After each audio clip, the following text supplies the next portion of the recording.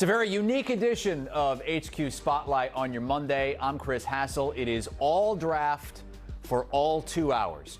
2 weeks from today is the NBA draft lottery. So hour 2 of this show is going to be an NBA mock draft. This hour, all NFL draft related as we look back at everything that transpired over the last 4 days in Green Bay. We are talking all 32 teams and giving you the best pick from every team. You can also find letter grades for every team from Pete Prisco on the CBS Sports NFL page. But we want to welcome in Mike Renner and Douzable here on HQ as we go division by division and hand out the best picks for each team. Good evening, good afternoon, fellas. Let's start in the AFC South and the Titans, who picked number 1, Mike. Why is it not Cam Ward? Well, I mean, it is, right? But I think the value pick, the far and away best value pick, in my opinion, it's Kevin Winston Jr.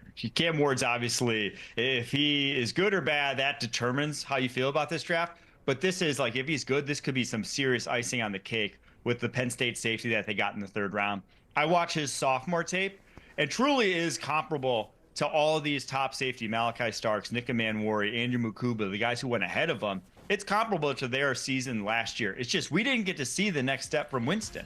He got hurt. He had a partially torn ACL week 2 of this past season, but he's already back. He already ran a 4.51 at his pro day, already training.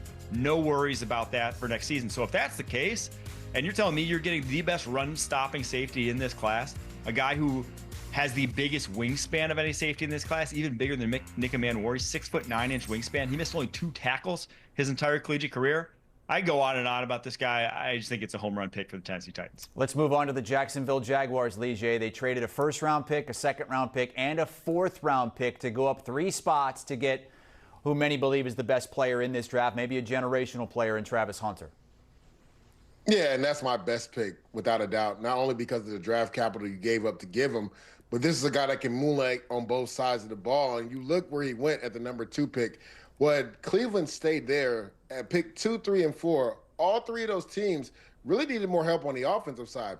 Jacksonville was the one team in the top 5, excluding the Tennessee Titans, that needed Travis Hunter to play on both sides of the football. And I think he really will. Now, there's already reports that said he will start on the offensive side, and he has elite ball skills. You see it right there in the red zone, how he can high point the football. But his instincts at the corner is kind of like what stands him apart. You see him right there in zone coverage. Anytime he has his back to the quarterback, he just has a feel of knowing where the football is going to go and where it's going to be. So I thought this was a home run pick. Yes, to your point, they gave up a ton of draft capital to get him. But this is a guy will be maybe one of the first that we've seen in NFL history to essentially play maybe 50% of the plays on offense and 50% of the plays on defense. Just so happens that our first 2 teams are the teams that had the 1 and 2 picks respectively, but we're going in divisions here, so we're going to stay in the AFC South with the Indianapolis Colts. And Mike, some Bears fans were upset that they drafted Colston Loveland with that 10th pick and allowed the Colts to get Tyler Warren at 14. Well, they shouldn't be. I had Loveland ahead of Warren, but Warren's still my best pick for the Colts because I said going into this draft, I'm like, these guys are unique special prospects at tight end. If they both didn't exist and if Brock Bowers didn't exist last year, like we would be talking much higher about them and where they could have gone. Truly top 10 sorts of talents, and the Colts got him at pick 14 and didn't have to trade up. And the rumor was they might be moving in the top 10 to go get one because they wanted one so badly. I look at this Colts offense and the receiving talent they have now, and it's like, if it doesn't work out with Anthony Richardson, you know pretty quickly. You got too many guys now. You got Michael Pittman Jr., Josh Downs, Tyler Warren. Like, all 3 guys are uber reliable targets, and then you add in 2 wild cards and Alec Pierce and Adonai Mitchell, and it's like, this offense, if Anthony Richardson hits, he takes that next step, you should be a playoff team, and you should honestly be competing for Super Bowls very soon, but it all depends on Anthony Richardson's development. Last team in that division is the Houston Texans, and a team that has their quarterback in C.J. Stroud, and they love Iowa State wide receivers, apparently, Lige. They already have Xavier Hutchinson, and they added 2 more Cyclone receivers in this draft. And to that point, they love Jalen's because they drafted 3 in this draft alone. But Jaden Higgins, again, they traded out of the first round, got some draft capital. But this is a guy at 6'4". Guys shouldn't be able to bend and get in and out of breaks the way he does. Me and Mike were actually having a candid conversation about him earlier. And people were complaining, saying, well, he has a similar skill set to Nico Collins. How is that a bad thing? Like, having 2 big receivers that can run, it's not like they're 6'4" and they run 4.7s. Both of these guys run in the 4.4. If you're offensive coordinator Nick Caley, who is the new offensive coordinator for the Houston Texans, you have to love that you have 2 big receivers that can go up and get the ball. Has Jaden Higgins at Iowa State this past season had 9 receiving touchdowns. All 9 were in the red zone, which lets you know he can go up and high point the football in the red zone. Talked about them getting Jalen Noel, his teammate from Iowa State, so there's some synergy there as well. Really love what the Houston Texans did, but my favorite pick was Jaden Higgins for them. Top picks from all 32 teams here on HQ Spotlight. Let's move to the AFC North. And Mike, the Cleveland Browns, who eventually got Shedeur Sanders, but he is not your #1 pick for Cleveland. Who is it? It's Mason Graham. It's Mason Graham plus what they got, right? They turned that #2 pick that could have just been one Travis Hunter. And now you can say Travis Hunter plays both ways, sure. But you turn that into Mason Graham and your backfield of the future. Those 2 picks they got in return this year turned into Quinshon Judkins and Dylan Sampson, which should be one of the best running backs by committee in the NFL. I mean, that is a top-tier backfield. I love both those guys' games. But then it's not only just that. It is then next year's first-round pick. So you got a new backfield. You got what could be a Pro Bowl defensive tackle, one of the highest floor defensive tackles in this draft class. Oh, and you get the Jaguars first-rounder. So I love what they did. And Mason Graham, I think this guy got slept on throughout the process. Watching his tape, he looks like an NFL vet. He's not just like maybe he'll hit. It's like this guy's going to make an impact day 1 for this Browns team. Let's move to the Pittsburgh Steelers, Ligier. They went heavy on Big Ten players. Every one of their draft picks from the Big Ten, all 5. And I'm going to go with the player they selected in the 6th round, and Will Howard. And it's because it's the quarterback position. Everybody was wondering, could they potentially take a quarterback in the 1st round? Would Shedeur Sanders be the pick at 21? And then they had an opportunity in the 3rd round to take him. They didn't. Championship pedigree is what he's bringing to the Pittsburgh Steelers. This was a guy that had immense pressure on him because we knew what that roster entailed as far as all the 5-star athletes they had. And they needed just a trigger man to be able to go out there and hold it together. And I think it's something to be said after losing that Michigan game, right? They called that the game. For him to have the mental fortitude to galvanize this team and also Chip Kelly to put the ball in his hands, and he led them to a national championship game. So this is a big body quarterback. I talked to him at the combine. I'm 6'4". He's taller than me. He was looking over my shoulders at the combine. This is a guy that also is very athletic. They'll be able to use him in the run game. He throws down the seam extremely well. And we know anything about Arthur Smith's offense, he likes to attack the middle of the field. That's where Will Howard can really make some headway as a quarterback. I love them taking him in the 6th round. All right, let's move on to the Cincinnati Bengals here as we go down the list of AFC North teams and their top draft pick from each of our guys. Mike, you've got the Bengals. We know what they've done in the offseason. They locked up Higgins. They locked up Chase. They're hoping to do that for Hendrickson. What addition did you like the most in the draft? We're unfortunately going to have to go a little bit down the board before I really like one of the picks. But I love the Barrett Carter pick, the Clemson linebacker. To me, he's one of the smoothest athletes in this linebacker class. And I like the pick because of the fit in the defense. Al Golden, your new DC, coming over from Notre Dame. If I knew anything from watching Notre Dame the past few years, it's that he loves to play man coverage. That's a far cry from what the Bengals have been used to, and a far cry from what their linebacking core right now is good at. That's a zone covering linebacking core, and so they had to add someone who can match and mirror running backs, tight ends. This is the guy. He may not be a 1st and 2nd down linebacker, but on 3rd downs, he's the one you want on the football field. So to get him down at 119, I think they got an impact player on this roster. All right, let's go to the Baltimore Ravens, who are looking for another AFC North championship this season. And Ligier, they benefited from a slide for a player that had some off-field concerns, but a guy in Mike Green that was mocked in top 10s of a lot of our mock drafts going in. They got him 59th overall. This is probably the steal of the draft, right? You talked about it, some of the off-the-field things that he was very upfront about early in this process. This is a guy that led all of college football with 17.5 sacks. You're talking about a guy that has a veteran mindset coming into your locker room. And the funny thing is, he fits the profile of what a Baltimore Raven is. Tough, rugged, plays with effort. And his head coach, Coach Harbaugh, even mentioned that. He's like, it's rare to find a guy that has had the accolades that Mike Green has play as hard as he does. And that's what embodies a Baltimore Raven. So when you talk about adding him to Kyle Van Noy and Odafe Owa, they're going to have some nice edge rushers coming off the edge. And I think Mike Green, as a second-round pick, could be the leading candidate for Defensive Rookie of the Year. He's going to come in highly motivated. He's also from the area, grew up in Virginia, so now he's back in the DMV. I thought this was a home run pick, and immense value in the second round to get Mike Green.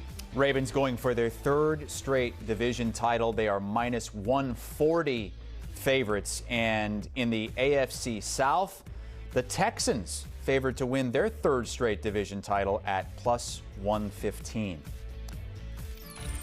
Up next, we'll move to the AFC West. Ashton Genty goes to the Raiders, but it's another running back that our guys like a little bit more for another team for their top pick in the draft. Mike Renner and Douzable giving us their favorite draft picks for all 32 teams. I'm Chris Hassel helping you through this thing as we go to the AFC East. And Mike, we're going to start with the New England Patriots. They got Drake May, his blindside tackle in Will Campbell, and also got him a wide receiver.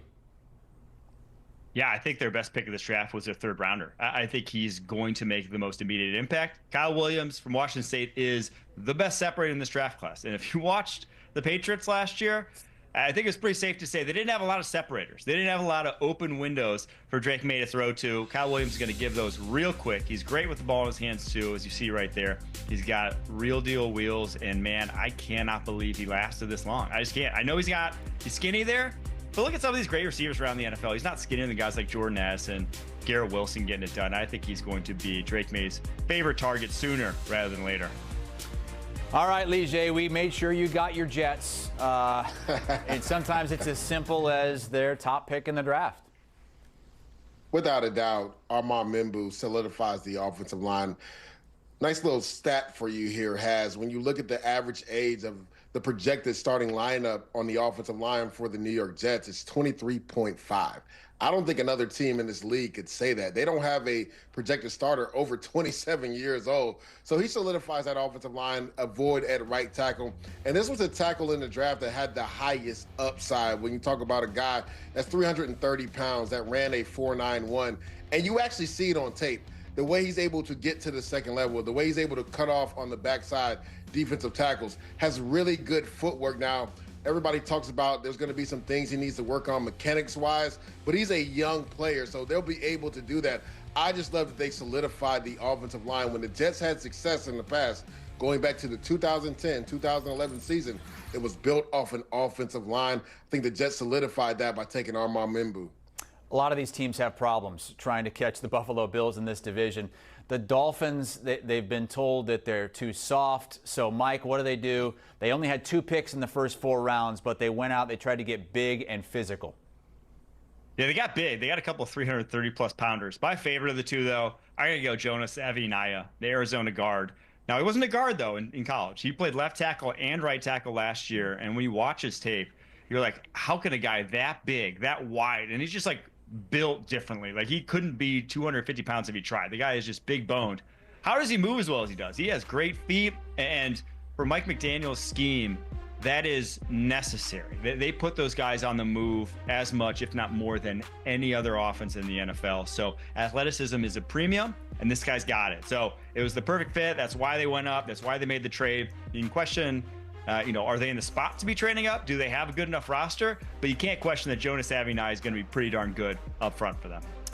Mentioned Pete Prisco has gone through and he's given every team a letter grade. And I'm not sure what letter grade he gave the Buffalo Bills, but he liked what they did because he said they needed a corner, Lige, they needed an edge, and they needed an interior defensive lineman. And they got all 3 of those in the first 2 rounds.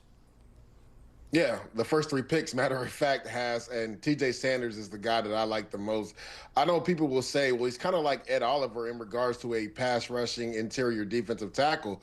But why is that a bad thing, right? When you look at what they've done, Sean McDermott has decided they're going to blitz a little bit more. You need athletic defensive tackles up front. Daquan Jones is getting up there in age. They also got Deion Walker later, so he's going to be your guy that's going to be able to not only help you push in the pocket, but also mitigate the run game with his big size. So TJ Sanders is a guy that can really affect the quarterback in that interior of that defensive line. And he's also a guy that weighs about 300 pounds. But when I turn on the tape at South Carolina, guys weren't able to move him off the ball. He plays with good leverage. And the thing that I love about him he plays with violent hands. So you have to have that as an interior pass rusher. So I really love that pick for the Buffalo Bills. And Prisco gave them a B+ for their entire draft. Let's move on to the AFC West, and we'll start with the Vegas Raiders. They end up getting Ashton Genty, and then, Mike, they go back-to-back offensive linemen in round 3. Yeah, the one I love is Charles Grant from William & Mary. I watch his tape, and I just see all the traits necessary to be, a Pro Bowl caliber tackle in the NFL. That's a rarity. The good Lord only made so many guys that were like 6'5", with 34-inch arms, that have good feet, that can move, but that also know how to use their hands, that have high-end coordination. And I see that from Grant, who was a wrestler until his junior year of high school, when that's when he even started playing football for the first time. So he was a guy who was 240 pounds his last year of high school. Now he's up to 311. And if he just keeps on that progression that I've seen from him over his career at William & Mary, I see their right tackle of the future and a guy who could be a 10-year-plus sort of decision here that you're getting at pick 99. All right, let's go to the Denver Broncos. And a lot of mock drafts going in, like the Raiders, had the Broncos going with a running back. They did not do that in the first round, Ligier. They waited to get a running back from your alma mater. Yeah, and for people that have followed me, they know that Jahdae Barron is my favorite player in the draft. So it's probably surprising I didn't have him in this slot. But I went with the homer pick, but only because of the fit with Sean Payton and R.J. Harvey. I honestly think, guys, he's going to go for over 1,200 yards rushing this year. And this is a guy, when I say the fit matters, the patience and how he runs the football with those guard pulls that they like with Quinn Myers coming around the corner. Just imagine R.J. Harvey with the patience, and you see it right here, the balance that he plays with, the contact balance. He's low built to the ground. He's like 5'9", 5'10". He just runs through contact. And when he gets to the second level, he is gone. Everybody knew he was fast, but I don't think people expected him to run a 4.4 at the combine, but he showed that on film. So I just think the fit, you remember what Sean Payton did with Alvin Kamara, and I'm not calling him Alvin Kamara, but they have a similar run style when you talk about the patience. I honestly think R.J. Harvey's a little bit faster than Alvin Kamara, but they both have really great contact balance. So I think R.J. Harvey was a home run pick in the second round because of the fit with his skill set and Sean Payton. Let's move on to the L.A. Chargers here as we go through the AFC West. And, Mike, Pete Prisco's better-than team captain is your pick in round 3.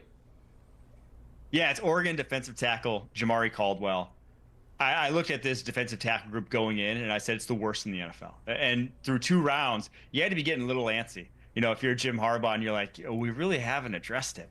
And they waited on it, and they got the perfect nose tackle for his defense, one of those short, squatty guys, but with nimble feet. He's 6'2", 336 pounds, but he can really move. Just ran over just 5.1 seconds in the 40. It's a great time for a guy that size. And we flip on the tape, you see a guy who consistently resets the line of scrimmage. So, they didn't have to make a big investment. They didn't have to use a first rounder. And I still think they got a guy who can be a massive impact for that defensive tackle position and a starter for them day one. And they got a running back in that first round as well, Omarion Hampton, who was mocked in a lot of mock drafts to the Denver Broncos. Last but not least, certainly not least, Ligier, the Kansas City Chiefs, who are going for a 10th straight division title this season. What was your favorite draft pick for KC?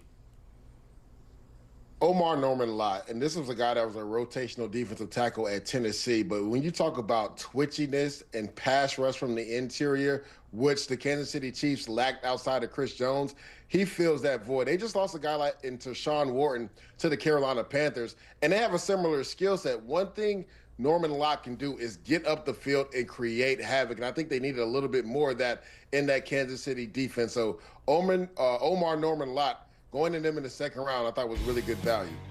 And Kansas City obviously favored once again to win that division after they got Josh Simmons in that first round. Pete, I think he had Simmons in his top 5 in his mock, so he loved that pick as well. Chiefs minus 120 to win there. The heaviest favorite to win a division, though, the Buffalo Bills, minus 230 to win the AFC East for a sixth straight time. How about the NFC East? Really interesting draft for the New York Giants. They got Abdul Carter, they got Jackson Dart, but it was another draft pick that caught Lee Jay's eye when we come back.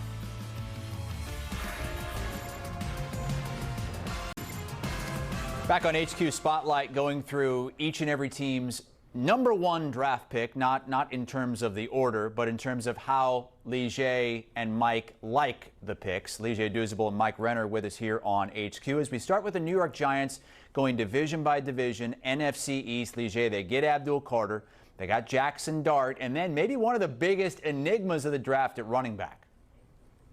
Yeah, Cam Scatterbull. This was my favorite pick for the Giants. Yes, I could have went Abdul Carter, even Darius Alexander, who I loved at the top of the third.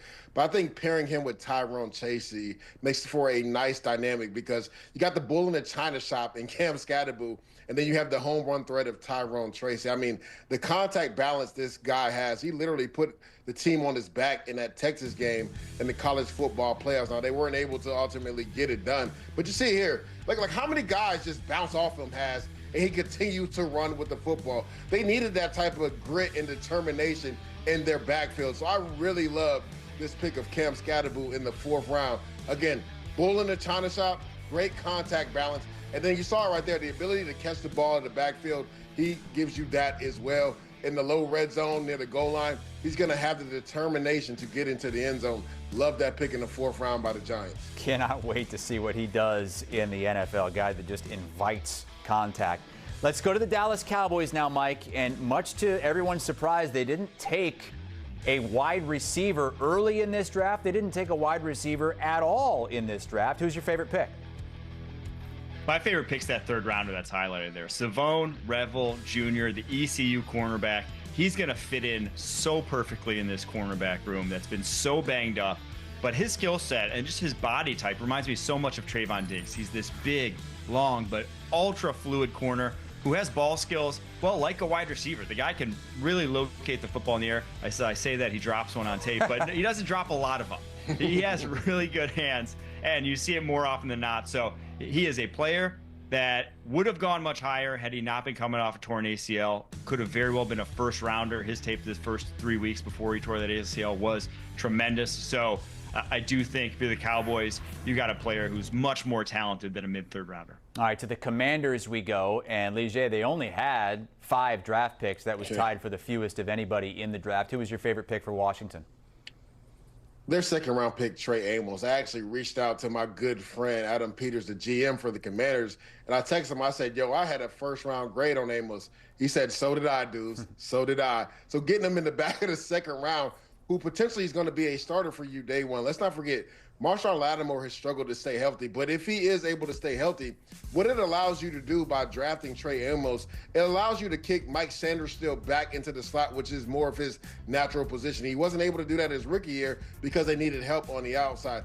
This is a physical corner that loves to tackle. He transferred from Alabama to Ole Miss and became a day one starter. Also has really good zone instincts. He understands route concepts really well. So I think he's going to be a starter for them in day one. And they got him in the second round where a lot of teams had him potentially as a first round pick. Commanders played the Eagles in the NFC Championship game. Eagles got the best of them there and in the division. And, Mike, they go defense with the first 5 picks because they lost a few guys in free agency. Yeah, they did. And I was surprised they didn't maybe address edge a little bit more, but I love where they addressed the linebacker position. Jihad Campbell, the Alabama off-ball linebacker, because there's not really, as much as they lost players, there's still not like starting spots up for grabs. They still have one of the most complete rosters in the NFL. So what do you do when you have that? You go chase unique talents. And Jihad Campbell is a unique talent with his ability to run 4.52 at that size, his tackling ability, and then what he can do as a blitzer. I just think putting him next to Zach Bond, having 2 rangy, big, jumbo off-ball linebackers, it's just, there's really nowhere to attack on this defense. That's what you're doing here. You're chasing an elite upside guy who really already has great tape. I cannot believe he fell to 31 to get to the Philadelphia Eagles. All right, let's jump to the NFC South and the Carolina Panthers, who are finally done paying out their Chicago Bears trade and the Bryce Young thing and all that. Lige, Bryce Young came on at the end of last season. They went and got Ted McMillan, 8th overall, and then a couple of pass rushers as well. Yeah, Nick Scourton is my favorite pick in this draft for the Carolina Panthers. Now, I love Ted McMillan, but I think when you're talking about changing the culture for the Carolina Panthers, that's what Nick Scourton embodies. Physicality. That's what he brings play in and play out. To me, was one of the most physical edge guys in the draft, probably behind Josiah Stewart. After that, it was Nick Scourton. Such a physical edge and also speed to power. A lot reminds me a lot of Brandon Graham, his body type, right? He's going to be an efficient edge rusher, but he's going to help you in the run game for day one. And they were abysmal against the run last year. So when you look at it, they drafted a lot on the defensive side. They got 2 edge guys and a defensive tackle because they were so bad at stopping the run. I love the attitude that Nick Scourton is going to bring to this defense. Let's go to the New Orleans Saints, and the headliners were Kelvin Banks and Tyler Shuck. But, Mike, you're going to go all the way down into the 4th round for your favorite pick. Yeah, I love Danny Stutzman, the Oklahoma linebacker. It's not a need, but like at some point, Demario Davis is going to fall off. He hasn't yet, but at some point he will. He's in his mid-30s at this point. So you're going to need a new off-ball linebacker there. I can't believe Stutzman lasted this long, truthfully. I mean, he's big, he's long, he ran in the low 4.5s, and you watch his tape, and the guy just racks up tackles against the run. He has great feel for getting, shedding, like getting underneath, getting around blocks on the interior, and making plays and finding ball carriers. So to get a guy like that all the way down at 112, I think he is your, like I said, transition plan from Demario Davis next to Pete Werner. One of the most talked about teams of draft weekend, the Atlanta Falcons, but not for reasons that they necessarily like. Obviously going to be remembered for what their defensive coordinator's son did and the prank call to Shedeur Sanders. But, Lige, they were one of 2 teams, along with the Giants, that ended up with multiple first-round picks. Yeah, and they attacked the edge because they haven't had a pass rusher get over 10 sacks since 2016. I believe that was Vic Beasley. To me, Jalen Walker is going to end up being the best player in this draft when it's said and done. His ability and athletic ability, and you see him right here tackling in space, but his versatility, Mike, I know you like that as well. Him being on the edge, but him also being able to track running backs down from off-ball linebacker is what really separates him. You see him right there. Look at the tracking ability to go chase down. I believe that was Arch Manning right there for a sack. So his ability to not only give you pass rush help, but also off-the-ball linebacker, and then be that quarterback spy against some of these athletic quarterbacks in the NFL is why I really like him. Also love the James Pierce pick. Didn't love the capital they gave up to get him, but they needed to attack the edge because they have really struggled to get after the quarterback. Those first 2 picks allowed them to get after the quarterback. From one Walker to another, Mike, you like what the Bucks did. Which Walker's this? This is David Walker, the Central Arkansas edge rusher, one of the unique edge rushers in this draft class. He's 6 foot, 263 pounds. I mean, he's built like a defensive tackle, but rushes off the edge. And I just love the power he plays with. And putting him on that defensive line where you already have some uber powerful players in like Vita Vea, Yaya Diaby, I just think the ability to collapse pockets there that they now have on this Bucs defensive line is unique amongst the rest of the NFL. And he is the guy to add to it. So a lot of great picks here. I mean, I could have gone any of those guys, truthfully. I think they're all going to make an impact for this Bucs team, but Walker specifically, getting him in the 4th, I love that value. And the Bucs have won every division title since they got Tom Brady. They're going for 6 straight. They are plus 110 to win the NFC South. And over in the NFC East, it's the Eagles at minus 160, despite the fact that, and we've been talking about this for over 20 years, no team has gone back-to-back in the NFC East since Andy Reid's Eagles did it in 03 and 04. We're going to go to the NFC North next, and an oft-talked-about pick. Loveland over Warren for the Chicago Bears. And did they need to go that route? Is that the favorite pick of Chicago? That and much more coming up as we hit the NFC North and NFC West.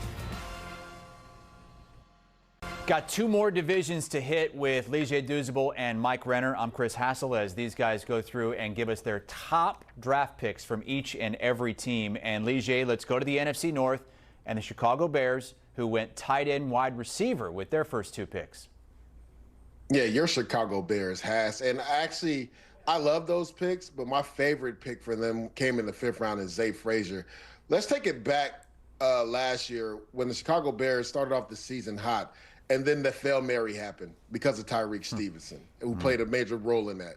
He really struggled after that. I honestly think Zay Frazier is going to come in and compete with him and potentially start this year. I mean, he has crazy upside, and he'll get the comparisons to Tyreek Woolen because they both went to UTSA, but Tariq Woolen was a receiver that made a transition to corner. Zay Frazier's played corner his whole life, but he only started this year.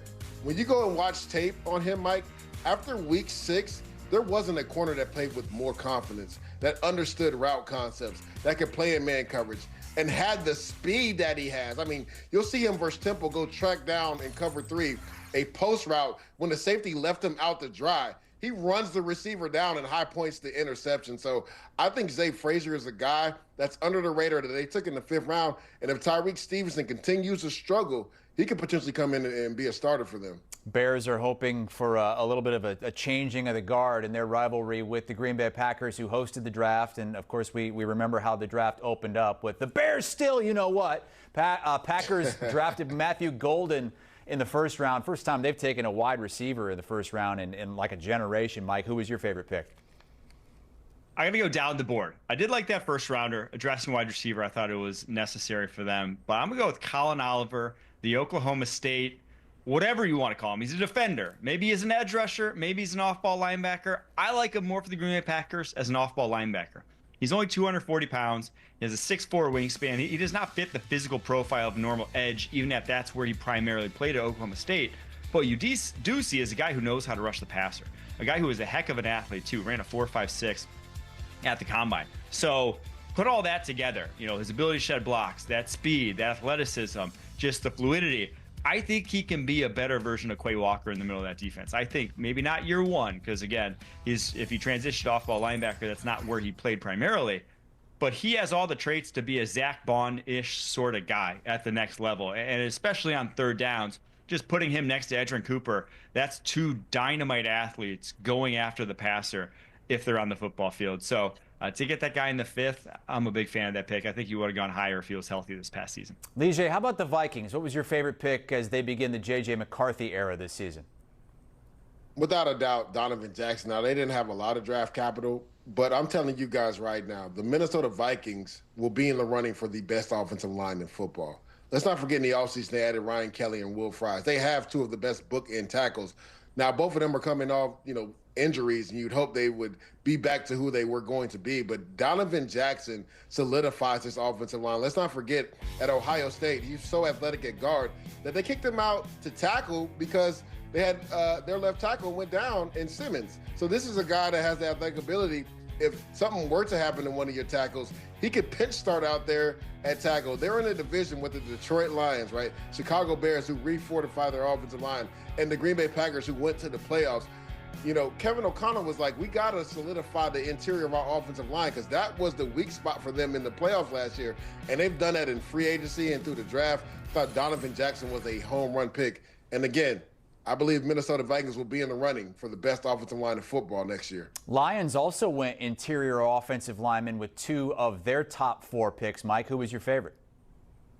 My favorite's the one who went a little later. I actually had him higher on my draft board. Miles Frazier, the LSU guard who's played some tackle in the past. It reminds me of last year when Christian Mahogany fell to the 6th. I had him as a top 75 player. All of a sudden down the stretch, he starts, and now he's locked down one of those starting jobs. I think Frazier could easily do the same. I watch his tape at LSU, and no offense and no disrespect to the number 4 overall pick in Will Campbell, but this guy was getting it done at the highest level there in pass protection. Now, he had some easier matchups than Will Campbell did. Had a little bit easier assignments, but he is great in the passing game already, a day 1 ready pass protector, given how much he's fared over the course of his career. All right, we've hit every division but the NFC West, so let's get to it. Your favorite picks from all 4 of these teams, beginning, Lige, with the 49ers, who traded Debo but did pick up a wide receiver in the draft. Yeah, and he's my favorite pick of their draft, and that's Jordan Watkins from Ole Miss. I mean, this is a tough receiver. At times they even lined him up at the tight end position and had him blocked on the outside, and this is a receiver. But when you talk about speed, that's what he brings to the San Francisco 49ers team. He's going to be able to open up the offense for Brandon Ayuk. You hope he comes back healthy, and Ricky Pearsall in the middle of the field, because he has blazing speed at 4.37 in the 40-yard dash. So I loved him. I believe they took him in the 4th round. He's a guy that can really get down the field, and he's a tough receiver. All right, Mike, let's get to the Arizona Cardinals now. And they drafted a couple really talented defensive linemen. I mean, the names jump out to you in Walter Nolan and Jordan Birch. Which one of those guys do you like even more? I like the first rounder, Walter Nolan. I think this is a guy that's tailor-made to be a 3-tech in Jonathan Gannon's defense. I think his ability to not only play the run, but like have potentially be an impact pass rusher is sky high. It's the first step, the explosiveness, the way he unlocks his hips into contact. It really is the total package that he could be one of the best defensive tackles in the NFL someday. And so top 10 sort of talent you got at 16, when the past 2 years, the Cardinals' defensive tackle position has been a complete non-factor. I mean, just no production to speak of from that position, a complete liability. That's changing very quickly here in the desert. Let's go to the Pacific Northwest and the Seattle Seahawks. Lige, the biggest splash they made was Jalen Milroe in the 3rd round before Shedeur Sanders, and that got everybody talking. But what was your favorite pick by Seattle? Yeah, the cyborg they took in the 2nd round, who a lot of people had going in the 1st round, and Nick Emanwori. He's going to pair perfectly in Mike McDonald's defense with Julian Love, which will free him up to be that free safety. He's a guy that can play in the slot. He's a guy that can play dime linebacker. Look at him as like Kyle Hamilton. I think that's what Mike McDonald was envisioning when he took Emanwori when he fell in the 2nd round. So this is a guy that is 6'3", 220 pounds, and ran a 4.39 in the 40. That's why I call him a cyborg, because he can do it all in that secondary in regards to a guy that can play in the box and guy can play middle field safety. But I believe they'll put him more at the box to free up Julian Love. Our last team is the only team that did not make a 1st-round selection. The Rams traded out of the 1st round. Mike, who's your favorite pick for L.A.? I'm going to go down the board here all the way to 172 and give me Chris Paul Jr., the linebacker from Ole Miss. I had him as a top 5 linebacker. He obviously comes off the board way later than where I would have expected him to. But this is the perfect Rams pick because they don't care about your testing numbers. At his size, so he's only 6 foot, 222, didn't test out great compared to the rest of the draft class. But you watch him on film, and the guy plays faster because he sees things faster. His vision, his instincts, the way he reads and reacts is already at an NFL level. So would not surprise me if you're talking about, 5th round linebacker. He's their day 1 starter next to Omar Speights. I think he's that good, and I think his tape is already that polished for the NFL. And the Rams are the favorites in that division at plus 165. It's close between the Rams and the 49ers. That's a very hotly contested division, but no division more hotly contested, according to the Vegas odds makers, than the NFC North, where the Lions are favorites at plus 125, but then Packers, Vikings, Bears, all shorter than 5-1 as well.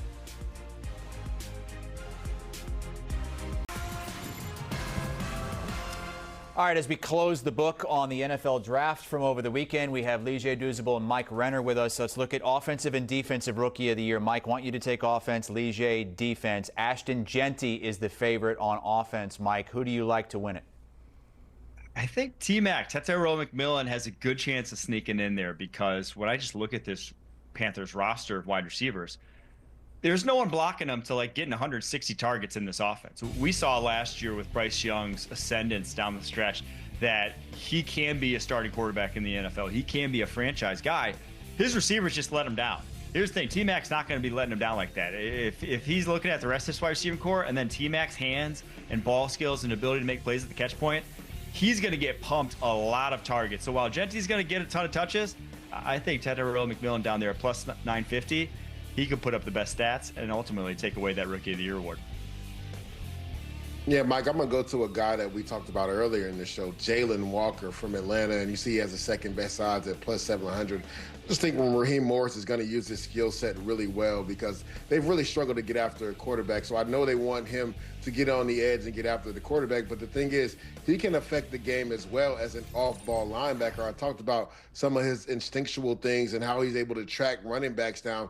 I think against some of those athletic quarterbacks that they may have to see, whether it's Bryce Young in the division or other quarterbacks they have to see in that division as well. Baker Mayfield has an ability to run as well, that they'll use him as a quarterback spy as well on some of those third downs. So he'll be able to get the quarterback that way as well. So I really like Jalen Walker at plus 700. I think that's really good bang for your buck. All right, fellas, thank you so much as we've gone through and given the top draft picks for each and every team, all 32 of them, as we react to the NFL draft over the weekend. Much more of that. They go more in depth with the best picks and even the most head-scratching pick from all 32 teams. On the very latest, Pushing the Pile, Mike is joined by Lee J and Bryant McFadden. If you scan that QR code, it'll take you right there where you can watch or listen.